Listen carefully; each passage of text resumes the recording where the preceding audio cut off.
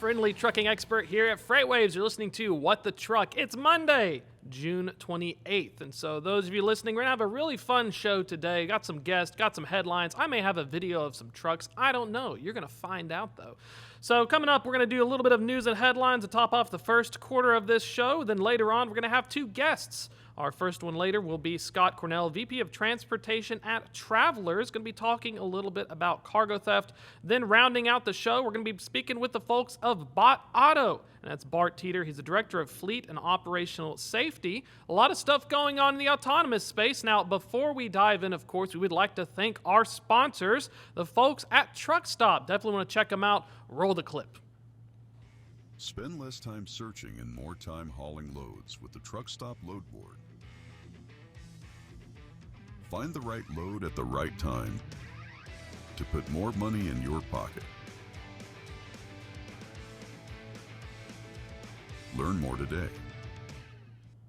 Boom. Definitely want to give them a holler. If you're ready to move more freight, make more money, and manage your freight business with speed and confidence, well, look to truckstop.com for tools that transform the way you move freight. Learn more at truckstop.com. Check them out. Good people, good sponsor. Thank you all so much. Let's dive into some headlines. Now, this first one coming up here, courtesy of the FreightWaves.com website. Hey, I actually wrote this. That's right, folks. I write things as well. So, oh man, I guess I get to call myself a journalist now. That's pretty wild. Anyways, this one is coming up from Volvo Trucks. They have a new VNL. They're pushing it to the max with some extreme Arctic testing. Look at that stock photo. Drivers, if you are just listening to this, it is a Volvo with a really cool looking brush guard in the middle of what looks like Arctic conditions hauling blocks of stuff. And so basically these guys take a 3,000 mile trip from their facility in Colorado. They drive them all the way up to Alaska, Fairbanks, Alaska, and it's one of the world's most rigorous testing environments. So temperatures can routinely plunge to 40 degrees below Fahrenheit. You Europeans out there, apparently that's minus 40 degrees Celsius. So I guess it all just kind of works when it gets cold enough. The cold weather testing program is part of an overall thing where they're going to validate these trucks' performance, reliability, and comfort. One of the cool ones that I really think is cool is that it includes something called a cold soak procedure. And so what that means is you just leave the vehicle outside overnight with the engine turned off until the components also reach the sub-zero temperatures. And so after 12 hours of this cold soak in extreme conditions, the engineers are then going to test up the startup procedures similar to what drivers would require in real-world situations. And so you got to imagine, though, for drivers out there in the Arctic, you can't really wait outside for 45 minutes to an hour for roadside. These vehicles definitely need to work. Let's see if we have the video too. I think they gave us a video. See if we can toss that up. If we don't have the video, yeah, let's kick it. Toss the video.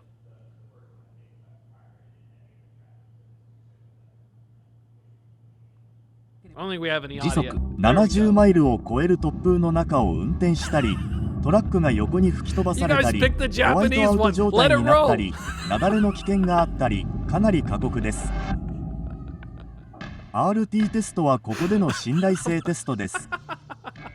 I love it. 私たちは RT の寒さに重点を置いています。ですから、本当に寒くて厳しい環境を探しています。今年は最新のボルボ VNL を導入して3シーズン目になります。フェアバンクスに来ると Well, 寒くなる shout こ out と、 to the folks そし at てその寒 Volvo. さが続 We く got こと the が分かってい Japanese ま clip. す。 They're really 安 good 全性と people. 品質はボルボの Those of 最 you 優 who are 先事項です。 Japanese です listening か to ら this and native 私たち speakers, は you're really 常 going to に全ての understand テ this, ストを but 最高の they are 形で giving 実 some 行できるように interviews 最 with 善 the を尽く people しています。 describing it. If you're looking at the video, it's really cool. They're showcasing the loading bays, but this is a first in What the Truck history. We are catering also to the Japanese drivers out there, so give them a big shout out. Check out the folks at Volvo. Oh no, yeah, he's still talking. That's a good dub. Dang, we gotta kick it up. All right, on to other news.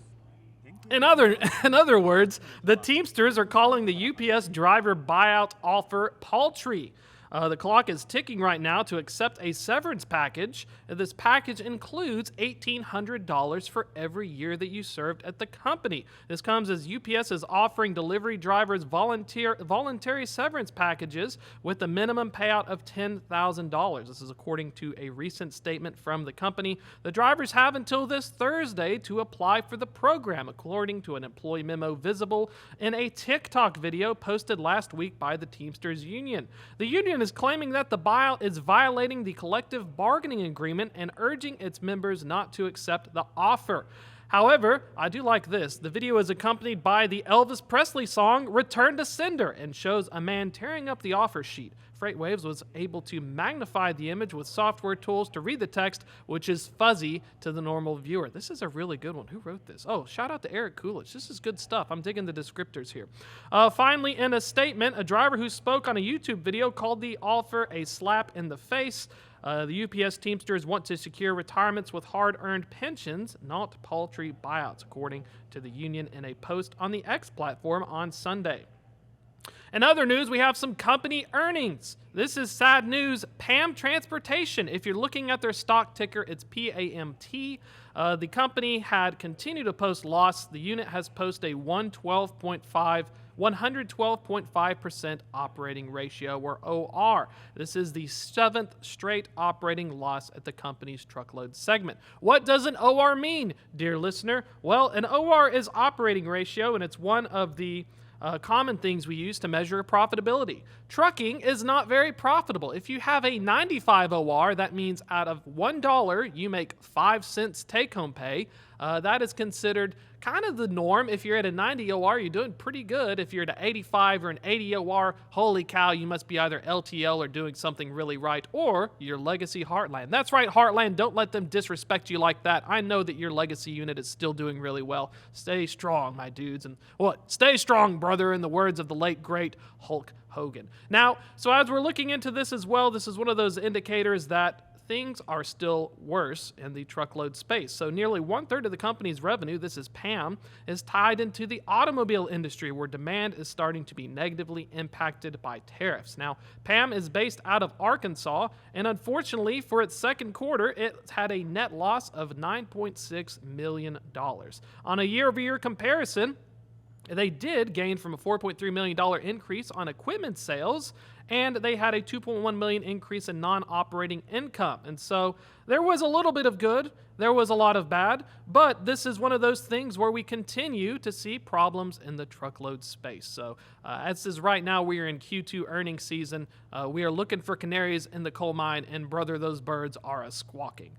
Now, here's some cool tech startup news. This is in electric trucks. This is from myself as well. That's right, I still write stuff.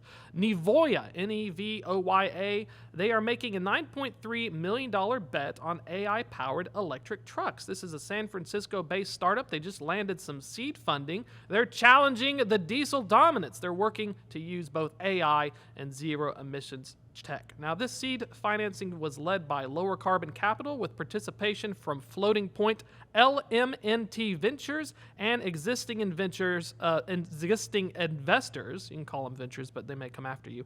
The existing investors were Third Space, Step Change, and Never Lift. So, going to be some really cool stuff there. Bay Area's been cooking up some zero EV stuff. One of the things I thought was fascinating, so I was at a Samsara event, and I was in San Francisco in the Mission District, which if you ever get a chance to go there, you've got to check it out. There's some really amazing food.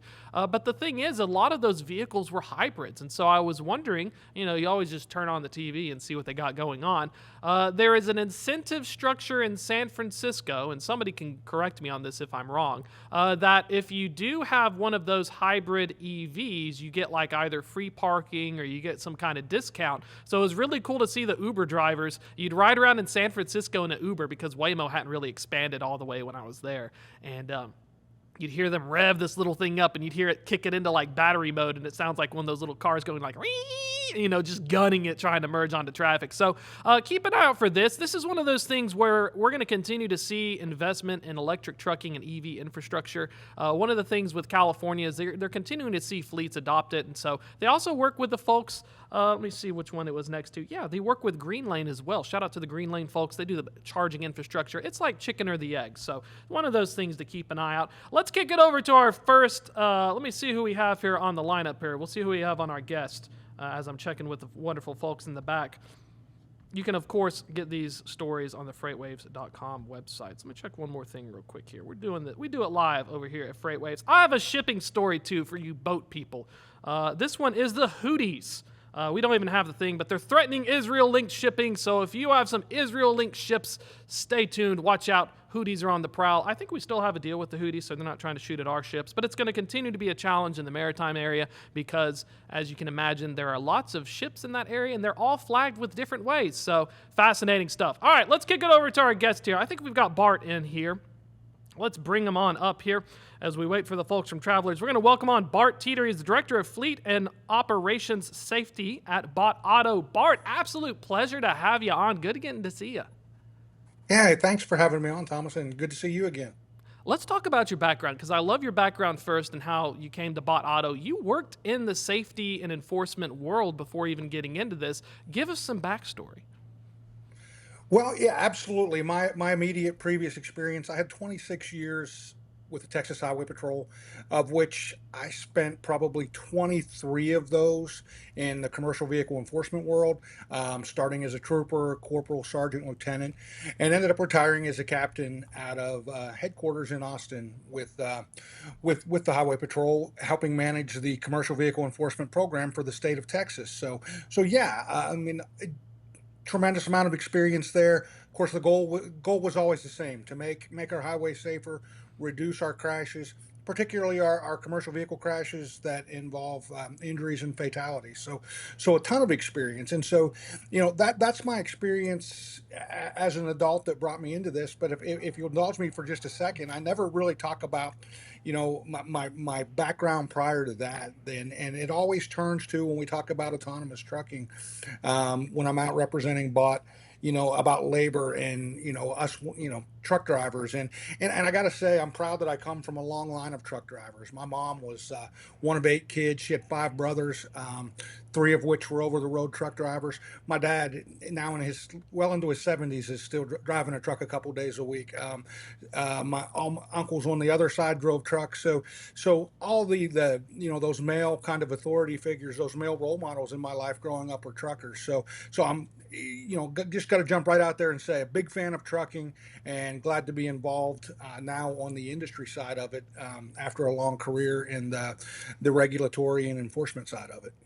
See, you've got diesel in the veins. I always feel like I'm an interloper. They always look at me as some management scab. It's like, I can't help it. I did finally, in my later years, recently they trusted me with a dump truck and an electric truck on a closed course. So watch out, folks. I may not have diesel, Big time. Yeah, see, moving up. But it's a hard job. And one of the things I think is fascinating about Bot Auto is you're actually hiring drivers. Drivers are considered an integral part of an autonomous trucking fleet. Talk to us about that, because I feel like there's so much talk in the autonomous space, oh, we're getting rid of jobs, when in fact the folks at Bot Auto are like, no, we need drivers. This is part of it. This is moving forward.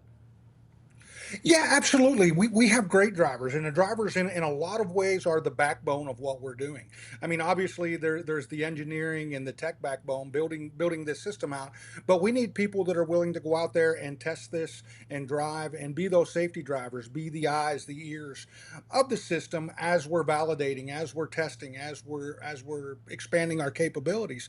And so yeah, our drivers are great. And here's the thing. Right now, we have over a dozen drivers on our payroll, and we love them all. Like I said, they do great things for us, and I get to talk to them in my role as the safety director. And sometimes things will come up, and maybe they'll have something that they want me to address, but they always are very, very quick to point out how much they love working for us and what a great job it is. We have competitive pay, great benefits, plus these are drivers that love being on the cutting edge, and we have drivers that have been in the business 10, 15, 20, 30 plus years working for us right now. These aren't just new folks that we're poaching out of driving school. These are experienced drivers that that want to be part of this kind of autonomous revolution. We have one driver, probably our senior driver. Shout out to our boy John Nelson. John is on his 3rd autonomous vehicle developer. He's probably one of the most experienced, one of the most qualified safety drivers in this business that we have. And so we're proud to have him and the others on board. And yeah, that's we're going to continue, even as we commercialize and scale.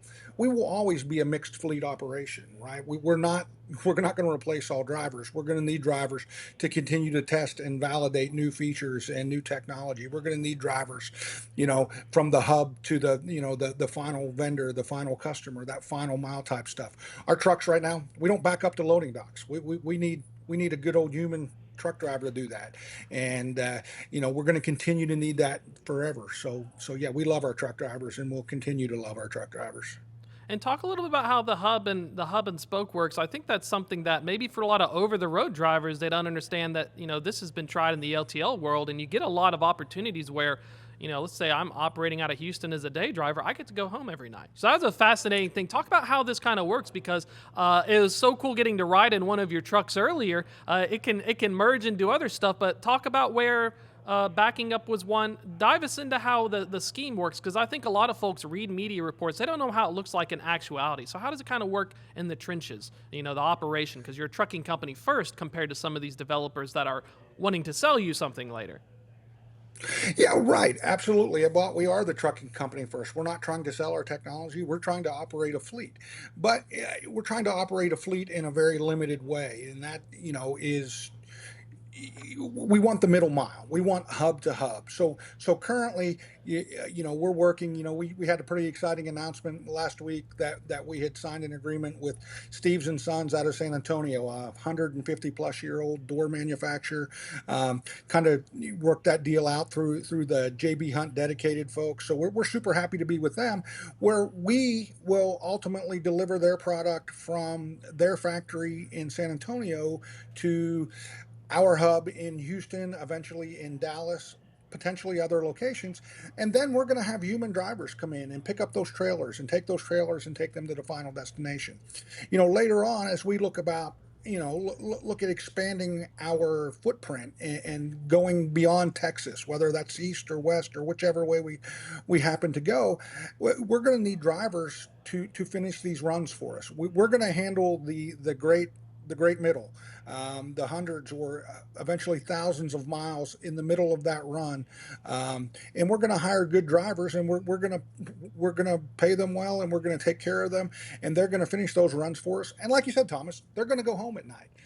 They're going to go home every night. They're going to make a good living, and we're going to handle the boring middle. Well, let's talk about, speaking of handling things, there's the enforcement and there's also the regulatory aspect. I really like your experience, not only coming from a family of drivers, but coming from the regulatory side. For folks who are as unfamiliar, what's kind of the current landscape? It's been explained to me like some states are cooler than others. Some states are developing it, but we're also waiting on the government to weigh in. Where are we kind of at for folks who are like, crap, I guess I need to pay attention to this stuff? And that's a great way to say it. That some states are cooler than others. And let me say, Texas is cooler than all the rest at this point. I personally believe we have a great environment, a great regulatory environment here in Texas, as far as, going as far back as 2017, 2015, the Texas legislature, the governor's office have made it clear they want this technology in Texas. They want this business in Texas.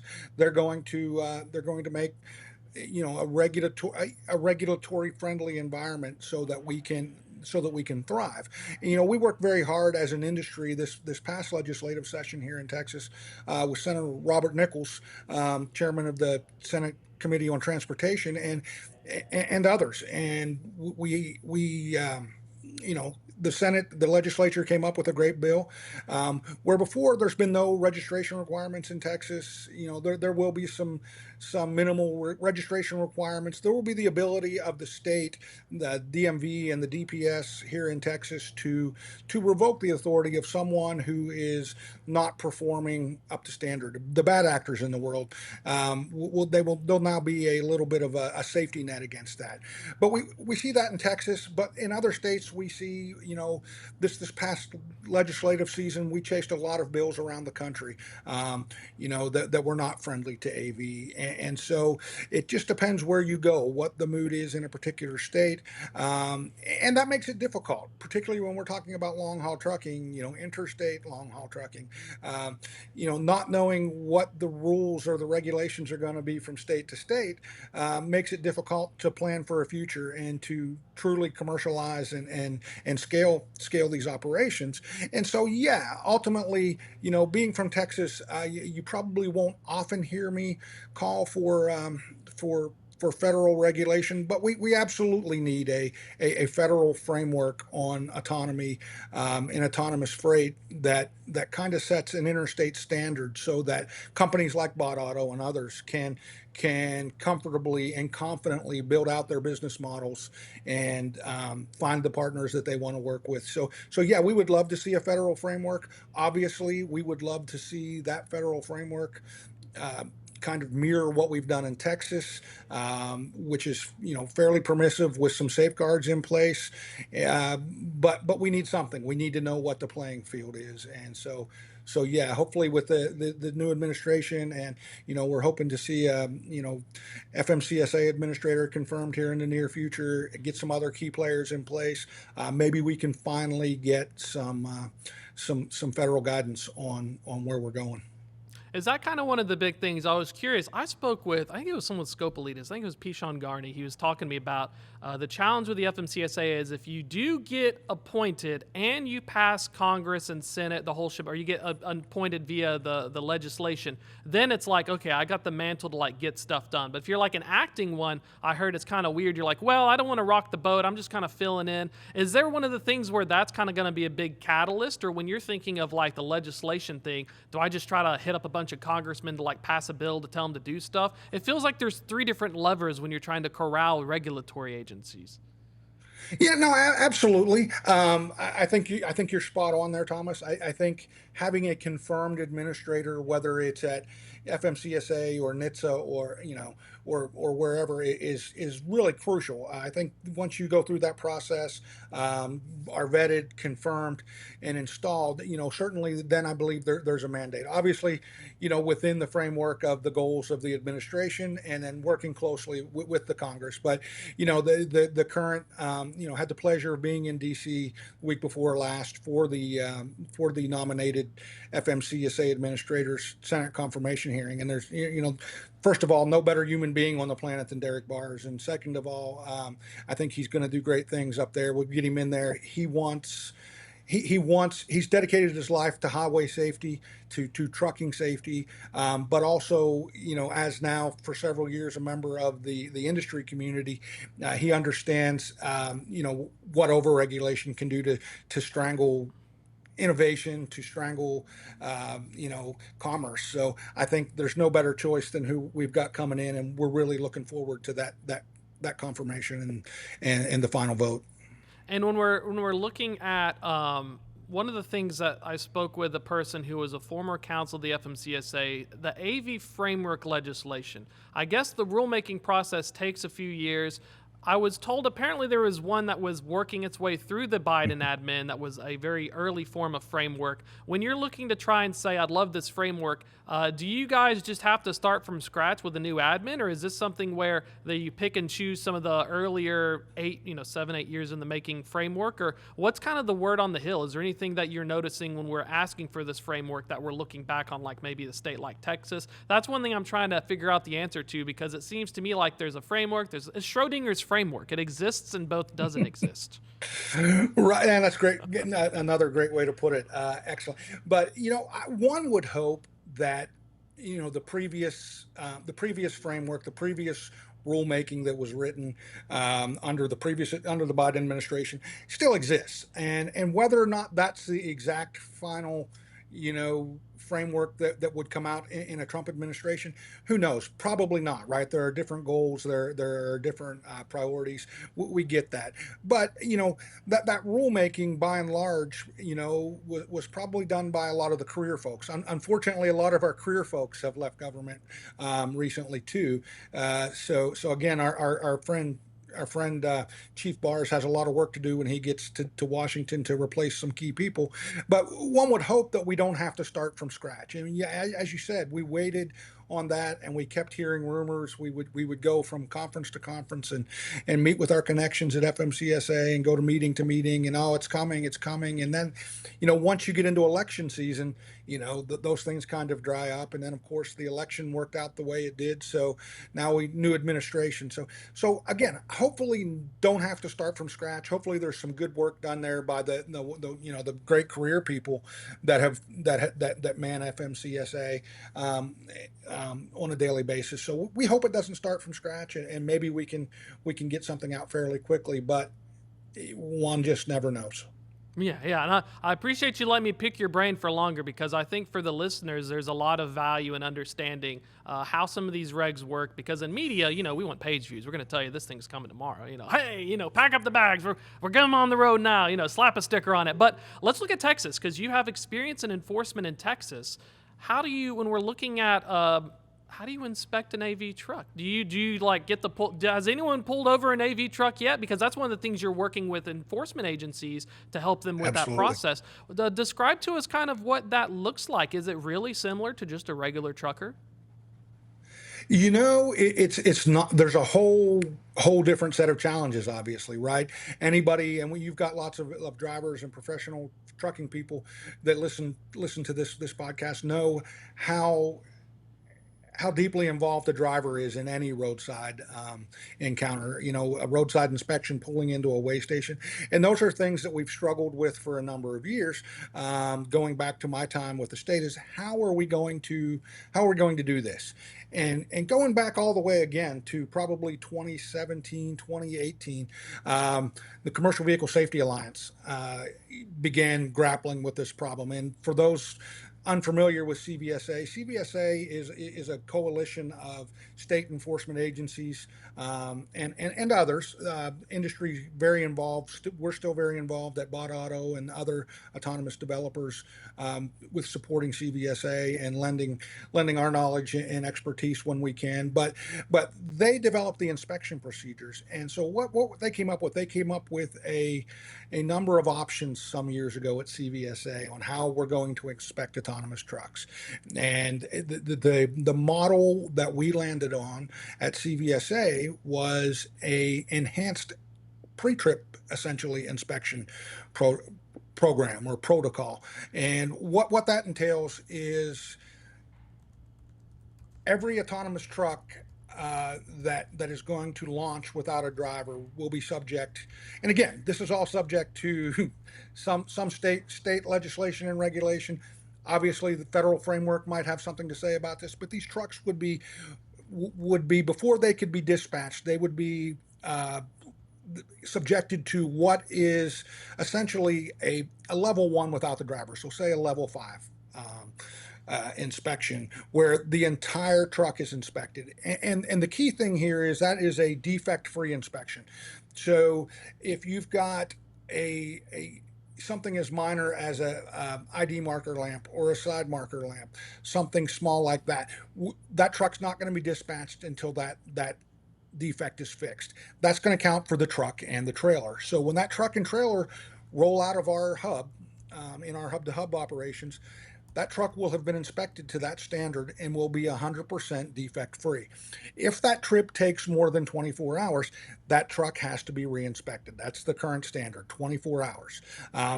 If it's less than 24 hours and that truck begins a new dispatch, it's inspected again. So it could be much less than 24 hours.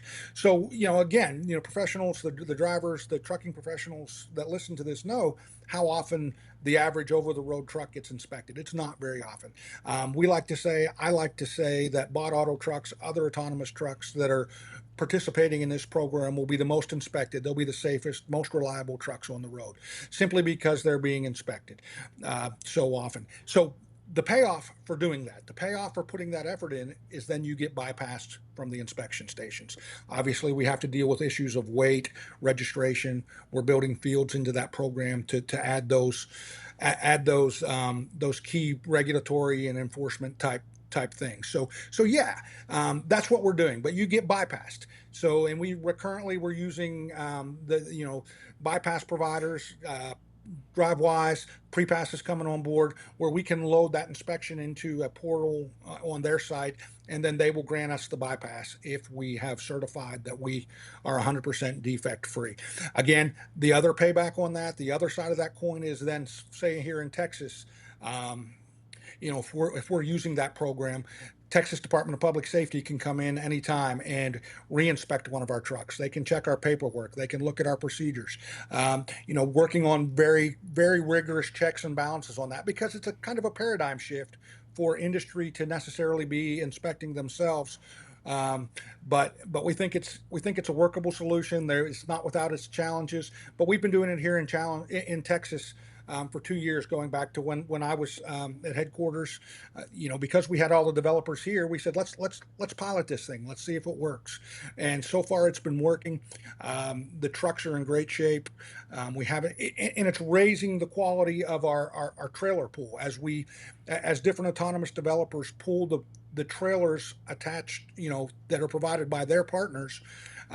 They're finding those minor things that may not get caught on a typical pre-trip inspection, and we're having to say, you got to fix those before we can hook up and take you. So we feel like, even though there's not a lot of autonomous operations going on right now, we're already improving the safety of trucking in Texas, and it's been a great success, great partnership between the developers, Texas Department of Public Safety, and the Commercial Vehicle Safety Alliance. So we're really proud of that here in Texas as well.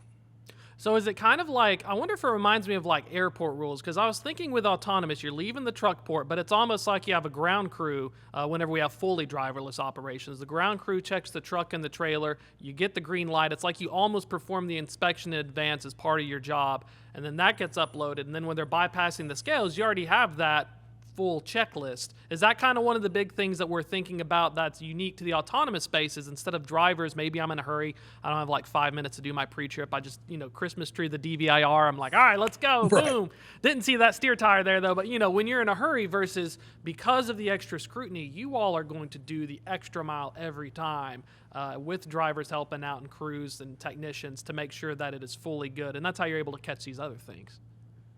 Yeah, absolutely. And then you mentioned the DVIR. If we have, we have good drivers out there, professional drivers doing great DVIRs, and we have reputable companies that are fixing the defects that are found on those DVIRs. Those companies aren't having maintenance problems. Those companies aren't necessarily having crash problems. It's what you talked about, the Christmas treeing, or a driver does a good DVIR and the company says, we'll get to it. There are folks out there that do that. And so, doing this every day, having dedicated professionals, in the long term will not likely be our drivers. It'll be a different labor pool, which is, again, lends us to some of the things we're doing in the transportation space. We're going to create these jobs for these inspectors as well as technicians that can fix things, to make sure we are zero defect. And I love the analogy of air operations. That's the level of safety that we aspire to. And I was curious, the CVSA, because you're helping give me a crash course, and I always wondered why CVSA road check. I was like, what the heck are these guys doing? Because in fleet operations, no one really tells me a lot. I was just a driver manager. That's a safety person problem. But when we're thinking of that, so the CVSA, for listeners, is the collection of the state regulatory enforcement arms who are operating on behalf of the FMCSA, and they're all getting together to say, what's the best practices, so we're all kind of on the general same page. Absolutely, and CVSA. I need to I talked about the state enforcement agencies, but also provincial enforcement agencies. Right.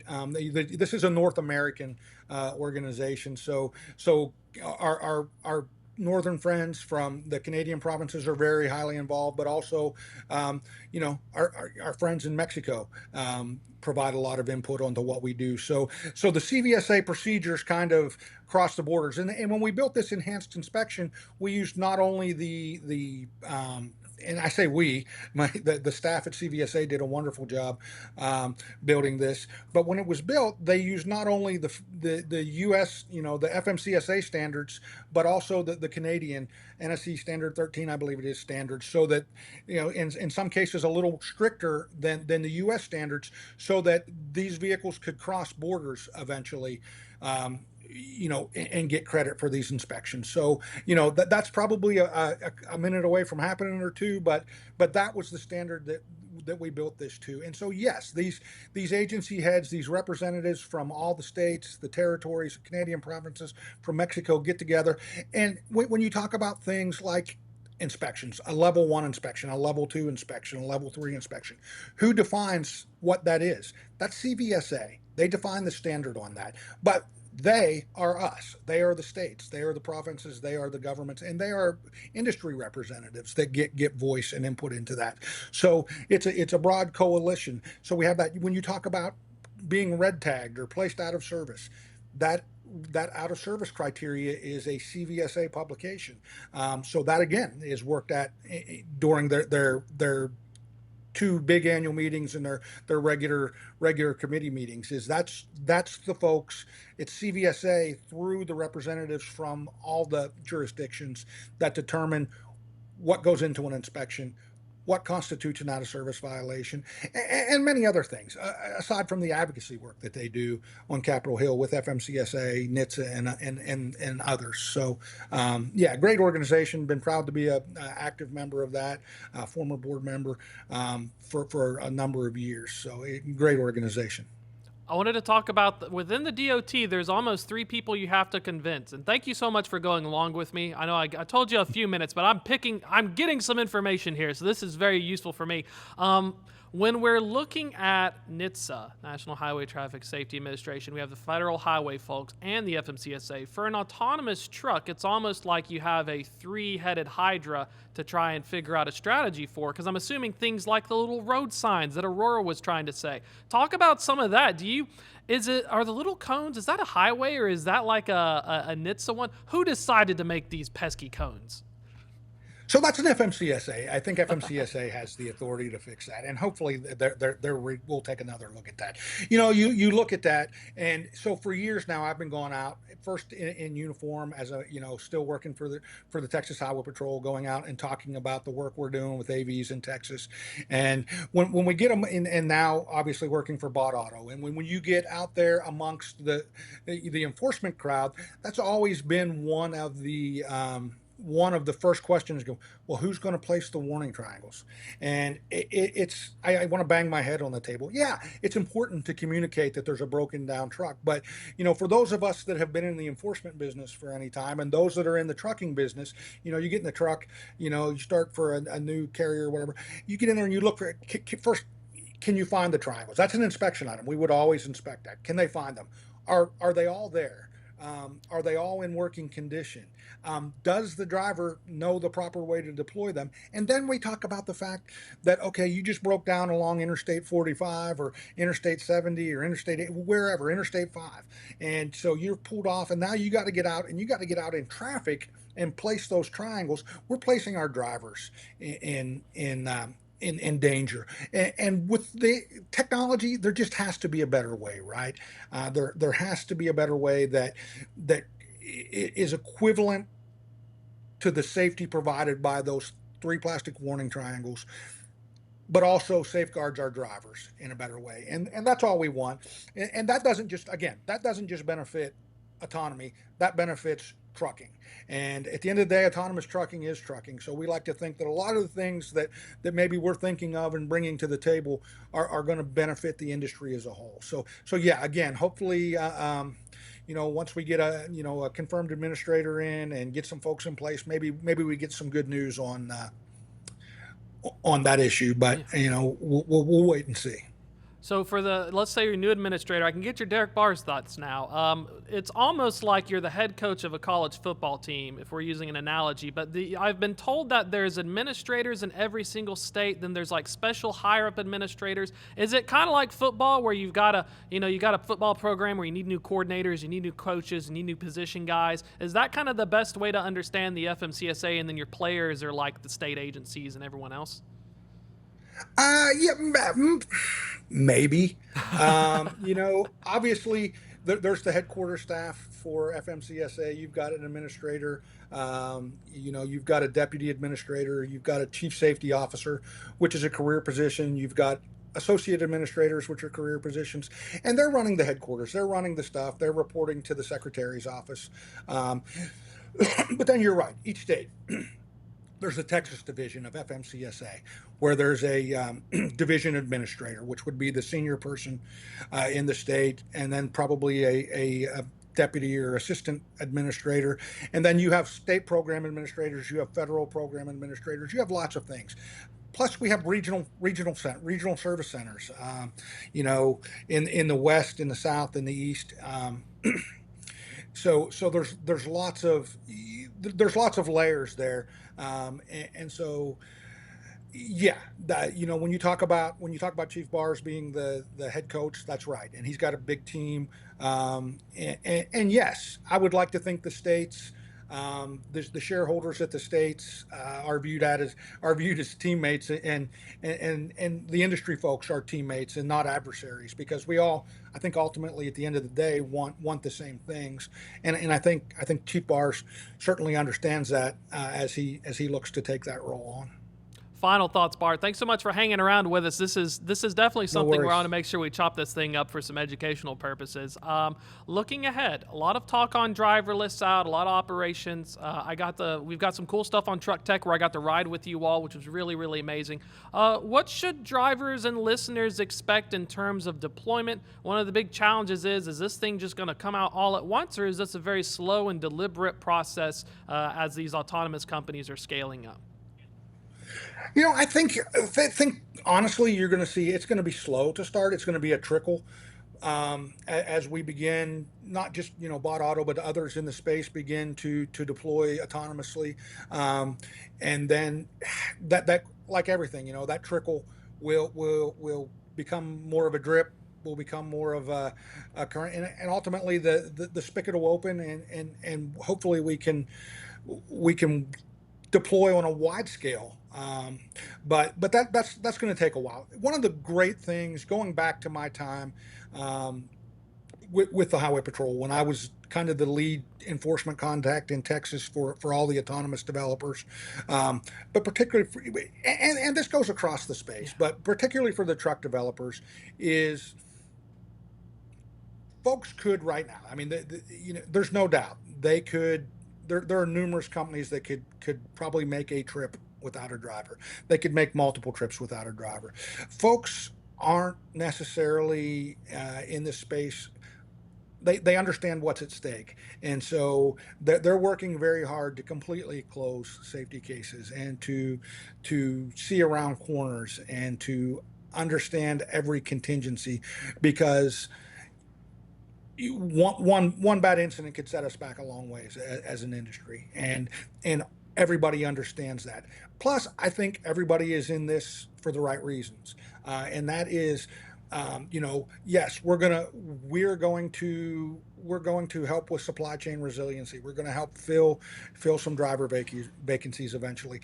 But ultimately, the reason that me and people, my counterparts at other companies, Clint Knipe over at Gaddick, and Gary McCarthy at Aurora, and Brett Fabry with Kodiak, Richard Russells with Torque. We work together very closely. We cover all these events together. We're here for one reason, because we believe this is going to make it safer. And ultimately, that's what we're going to do, is we're going to help make it safer, and we're going to use our voice to make sure that if there was a push to deploy something prematurely, that doesn't happen. But fortunately, that's not a fight I have to fight. That our engineers, our executive staff, are all the way up to the CEO, understand how important baking safety in at every step is. So yeah, we're excited about how this is going to make our highways not only more efficient but safer. Perfect. Bart, thank you so much for your time as well. Thank you for letting me pick your brain. If folks want to learn more about Bot Auto, see what y'all are working on, what's the best way to get more info? Hey, come there. Our website's pretty easy to remember. It's bot.auto. You can jump in there. You can see about our leadership team. There's the great advisory board that we're putting together to help make sure that we're doing this in the most ethical, legal, safest way possible. You can go into our safety section, see our safety case framework, see our first responder interaction guide. There's lots of stuff in there. I would encourage you to go look at it. And there's plenty of contact information there. If you want to get a hold of us and need more information, there are ways to do that. But bot.auto, go check it out, take a look at us, and we look forward to interacting some more. Looking forward to it. Thanks so much, Bart. We're definitely going to catch up again soon. Thanks, Thomas. That's going to be a wrap for this episode. If you're just joining us, though, this is on Apple, Spotify, YouTube, TV, heck, SiriusXM channel 146. We got it all. While you're at it, sign up for our events coming up, live.freightwaves.com. Got some stuff in DC. You don't want to miss it. Speaking of things you don't want to miss, we're going to be having a great show. I'm going to be hosting on Wednesday as well, and then we'll have perhaps a surprise on Friday. I don't know. Drum roll, please. Going to keep you in anticipation and suspense. That's a wrap for this episode of What the Truck. Thank you all so much for tuning in. We'll catch you again later.